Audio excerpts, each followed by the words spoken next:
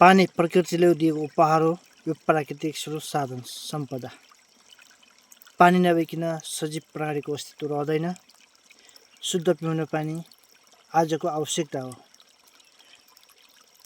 पानीका मुहान सफा भयो भने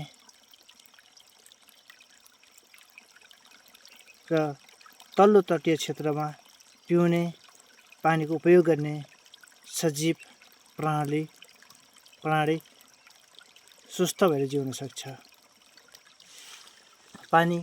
त्यसैले पानीको उपल्लो तटीय क्षेत्रमा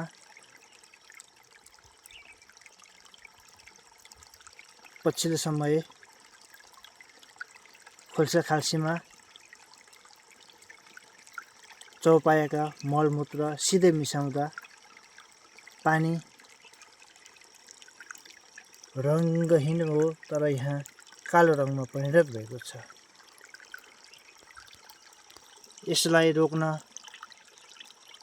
सबैले आफ्नो क्षेत्रबाट प्रयास गर्न जरुरी छ।